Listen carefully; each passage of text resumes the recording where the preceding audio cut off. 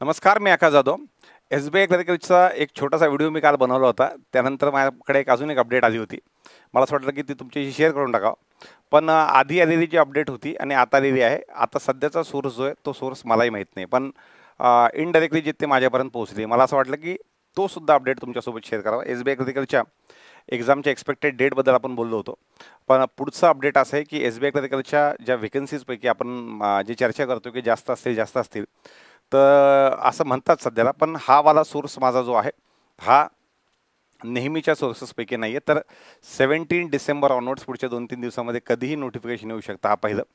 आणि टोटल ज्या व्हेकन्सीज असतील त्यापैकी महाराष्ट्र सर्कलसाठी 650+ आणि मुंबई मेट्रोसाठी 550+ अशा 500+ अशा टोटल ज्या व्हेकन्सीज आहेत, ह्या टोटल व्हेकन्सीज 1200+ असू शकतात.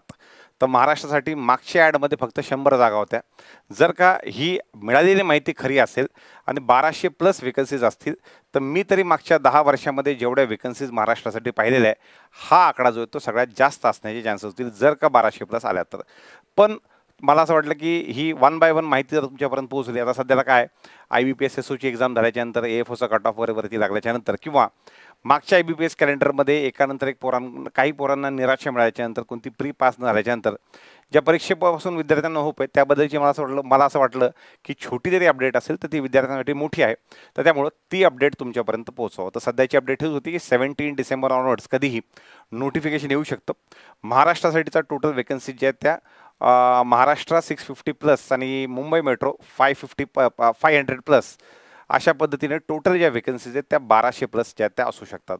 आणि ह्या आधी मागच्या वर्षी ज्या व्हेकन्सीज आहेत त्या हार्डली 100 व्हेकन्सीज महाराष्ट्रासाठी होत्या. त्यामुळं महाराष्ट्रातल्या मुलांनी बाहेरून अप्लाय केलं होतं.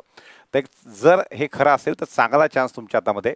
सगळ्यांनी लगेचच्या लगेच आता वाट बघू नका परीक्षेची आणि लगेचच्या लगेच अभ्यासाला लागायचं आहे. धन्यवाद.